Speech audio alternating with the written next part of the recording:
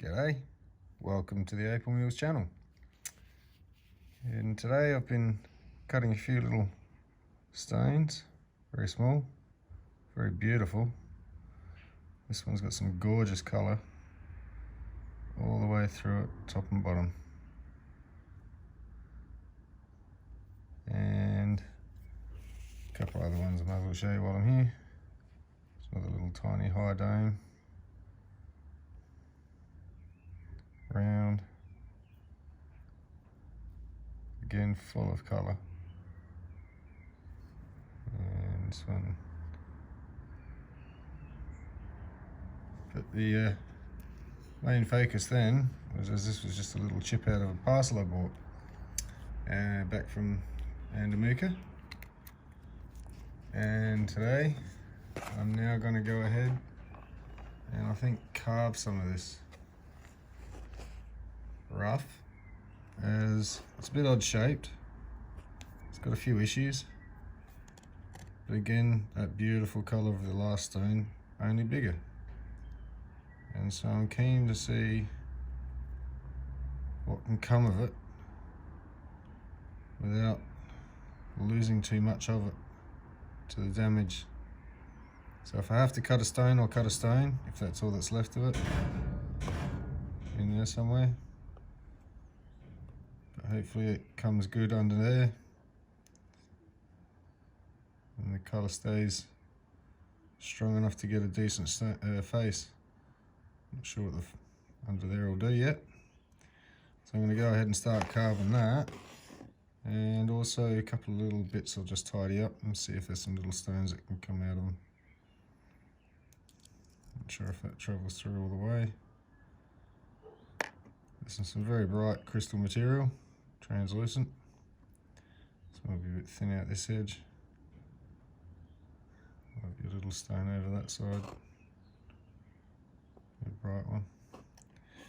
So I'll get to work and keep you posted on this one as I go through them. Come back stage by stage, so I've got to get set up yet.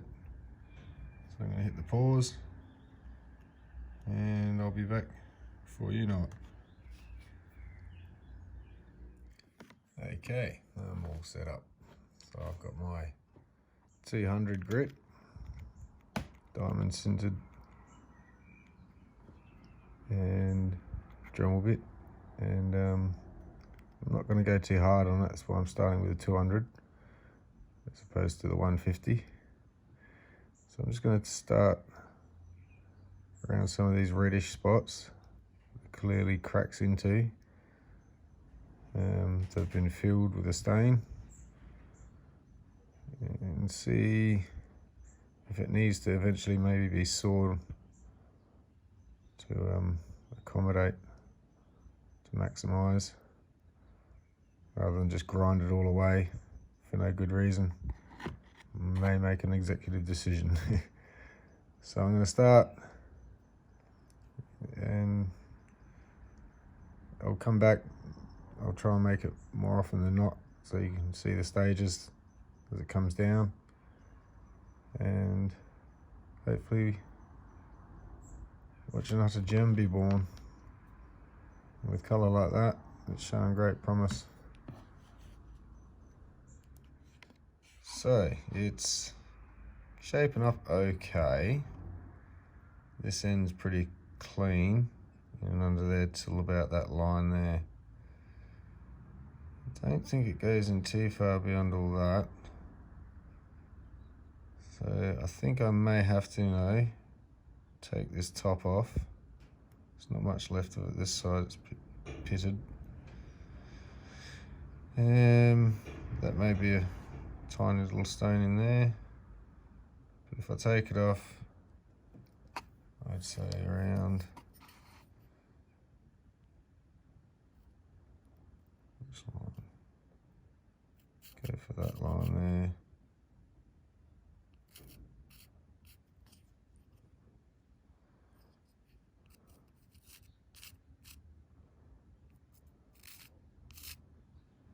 Something like that.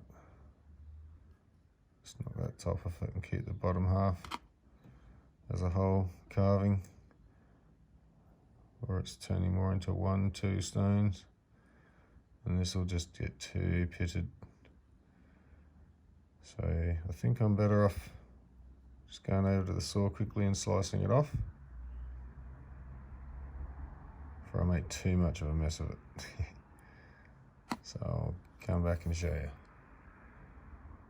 So just slice through there, took it on the high side. I'll work it down because those don't go all the way through.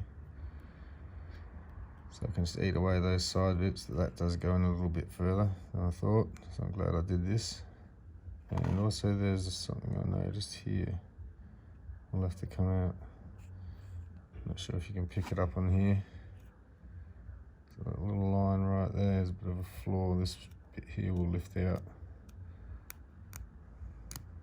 So I'll just grind them out. So I'll keep working on this and show you the next stage. So this is what I've ended up with after tidying it up as best as I can.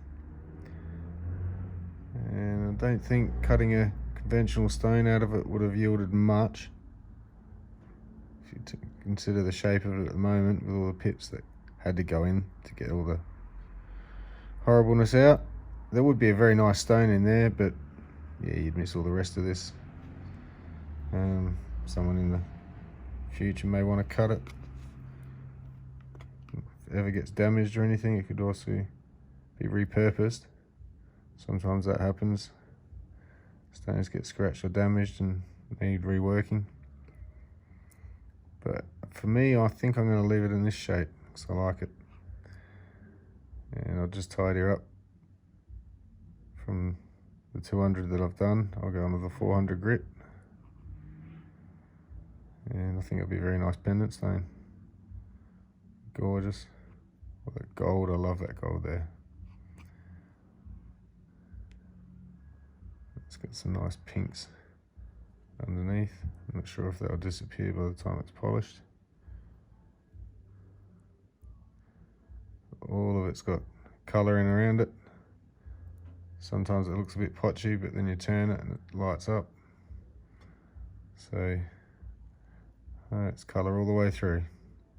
So I'll get working on this and pop back every now and then, show you the progress.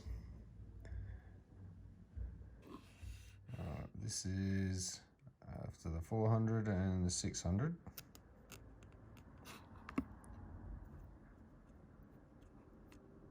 It's not too bad. It's now ready for all the polishing stages. And it's getting night time. I'm not sure if I'll finish it tonight, but I'm going to give it a go. So I'm just going to go through the polishing tips, the rubber ones, and once I've gone through all 5, I'll come back and it should be nicely polished, or pre-polished right before the serum. And then I'll finish it off. Hopefully it looks just as good as it does wet, if not better. Okay, I've reached the end of all the rubber tipped polishes. So it's still got a few little issues with it. There's nothing I can do about. It's the nature of this one. It's got a couple of bits sort of inside it, and I've left a couple of little right there on the light patch. Little pinholes, sand spots. I did chase them, but it seems there's a few more inside it. So I just chose to stop chasing. Otherwise I end up with too many pit holes to polish. And there's only a couple of little bits. The main part's pretty decent. Still got to serum oxide polish it yet. yeah, so far so good. Happy with the results. A really awesome little pendant. Okay, here's what I've ended up with. Beautiful stone, rich colour. So I'll bring it out in the sun, hopefully do a bit more justice.